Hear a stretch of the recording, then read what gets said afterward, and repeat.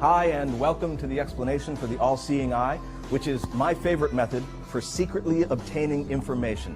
Now, I've used lots of different methods, and you're probably familiar with most of them. There's lots of center tears, various peaks, even devices that are created specifically to allow you to see information that's been secretly written down.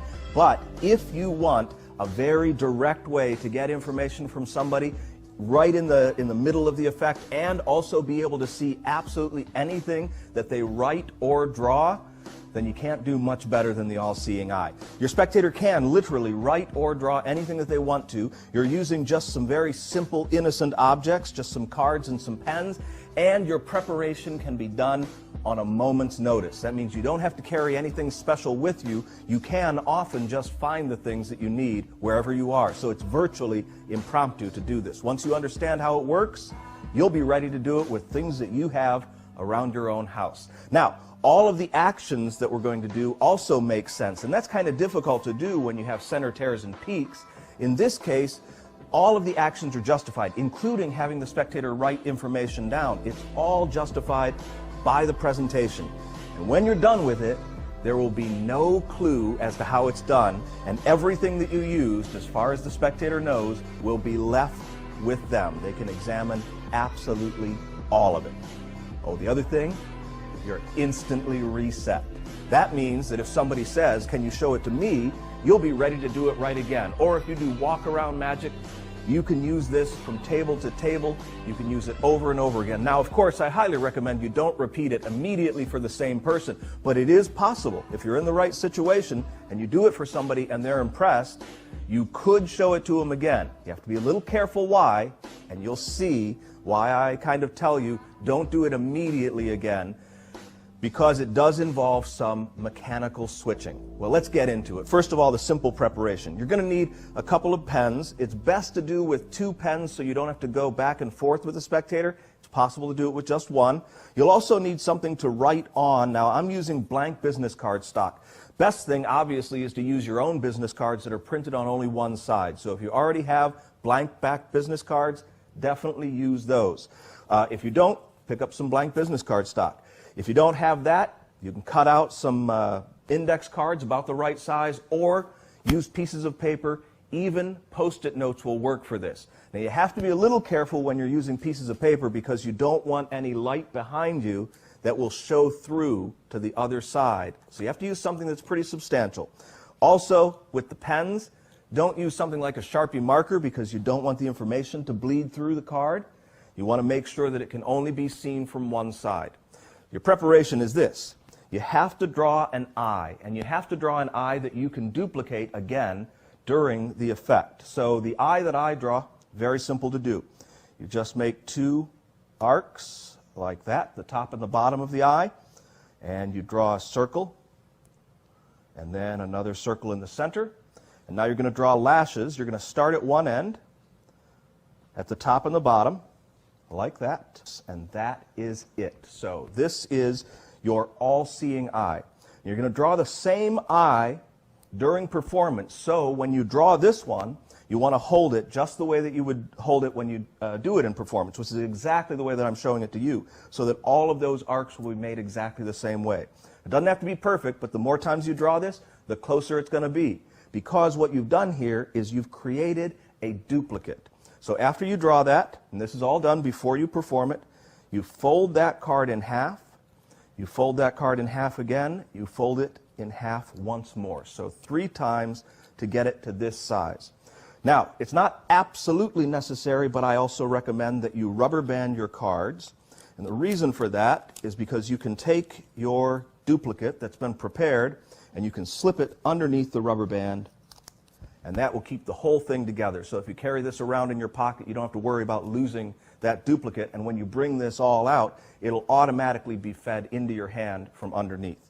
So you're going to take the rubber band off. So what I do is I have it just like this, and it's behind the other cards, so I get a little clip on the duplicate like that, and when I pull the rubber band off toward myself, it releases the duplicate, so it's kind of just held by my fingers. And then I just toss that aside. Now I'm going to give the spectator a card, and I'm going to ask them to write something on it. And all I do while they're writing is I just release that clipped part and I fold this flat against the back. So they start to write something secretly, or they draw something. So let's just say that I ask them to write down a secret destination that they'd like to go to somewhere in the world. And let's put down Lisbon, as though that is what they wrote down. So that's going to be our target information. Now, obviously, you're not going to see that. Now, while they're writing that, you're getting in position here, and then you're going to tell them to fold that in half again, and then a third time. And as they're doing that, you're going to take your other pen, and you're going to hold on to it in your right hand. If you're right-handed, you can obviously switch these for left-handed. You're going to take that secret duplicate, and you're going to place it into your left hand like this. And all of this happens so that the spectator is unaware of it, but it's just held very loosely in a finger palm right here in your right hand, and it's underneath the pen. So your hand should look pretty natural. So you're in this position at this point. Now all of this stuff happens while they're busy over there, so you can get into this position slowly, quickly, just do it smoothly so that it's not suspicious. At this point, the spectator is going to fold this card, fold it again, and fold it again. And even if it's not exactly the same as the one that's folded in your hand, it's going to be pretty close to it. Now, there are a couple of things that can happen here. If you have a table surface like this, you just say to them, just fold it in half again, and one more time, and just drop it on the table. That way, it's in play where you can get to it, because you're going to switch it in a second. So now you're going to ask the spectator to hold their hands open like this. Now, you'll notice that if you look at my hands, they both look empty. But I'm finger palming very loosely that folded piece back here. But because of the way that I'm gesturing with my hands, and I put most of my focus on my left hand, I say, hold your hands open like this. So you've got your hands palm up. Makes sense for your fingers to be curved here. It looks like there's nothing else in your hands, so you do that. And then you say to them, are you right-handed or left-handed? And you're using the pen to point with, right-handed or left-handed. That gets your hand right over that folded piece of paper. Whatever hand they say, you're going to place the paper either into it or not. And of course, your script will justify why you place it into one hand or the other. So when they tell you which hand they are, you're going to reach down and you're going to pinch their piece of paper, and it's going to be right next to this, like that. Now I'm doing it exposed, so this is an unnatural way to do it. You're going to pick that up, you're going to move it to their hand, and you're going to drop the duplicate and come away. So now you've switched their information out, and you're holding it in the most natural way possible, just pinched between your fingers and thumbs, right where the pen is. You have nothing to hide. In fact, your hand is more relaxed after the switch than it is before the switch, and it's less suspicious at this point. So to go over the switch again, this is your all-seeing eye that you've already drawn here in a loose finger palm. It's kind of clipped by your ring finger like that. Their information is on the table. You ask them to hold their hands out, palm up like this. Are you right-handed or left-handed? Well, fantastic. Hold on to your information tightly in a fist. And now you've got their information in your hand, and they think it's completely hidden both by being folded and held in a fist. Now, I said to you that that's what you do if you have a table surface. That's very important to know that. But if you don't have a table surface, let me put their information back. If you don't have a table surface, it's just as easy. All you have to do is say to them, fold it in half and in half again, and then hold your hands palm up with the folded piece in one of your hands. So they'll hold their hands palm up, the folded piece will be in one of their hands. Now it'll either be close to your right hand or it'll be on the other side like this, but it doesn't matter whether it's here or here in their hands. So let's just say that it's the furthest one away, because it seems like that would be more difficult, but it's not. Either one's fine. So you go like this. You say, hold your hands palm up like this. And then you say to them, are you right-handed or left-handed? Now, if they're holding it in their right hand and they say they're right-handed, you say, for this, you need to hold it in your left hand in a tight fist. It's that simple. If they're holding it in their right hand and they say they're left-handed, then you say, well, you've just got to hold it in your left hand in a tight fist. However they say, whatever they say, you tell them they have to switch hands. And you do it for them. It's a simple action.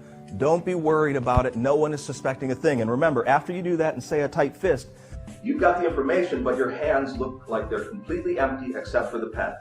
Now, the best thing about this is that you're going to end up with them with that information hidden in their fist, and then you're going to say, now I'm going to draw something over here. So you don't immediately go in for their information. So with it secretly hidden here, you're going to be drawing a duplicate of the all-seeing eye.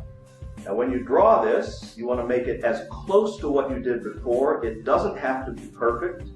If you do make any major mistakes, you can correct them. You can start a new drawing. The reason is justifiable, again, because this eye is going to be able to see the information inside their hand. Now remember, they think they have their own information in their hand. You have their information in your hand. You're drawing a duplicate of what they're holding. Don't let yourself get confused. The psychology on this is very strong. That's the reason the spectators can't recreate it. They never know about the duplicate piece. So once you've drawn that, now you're going to put your pen down. You're going to take this card. So your dirty hand is never alone in any way. So the pen goes down and you grab this card. So it's always got something to do. There's always something in it.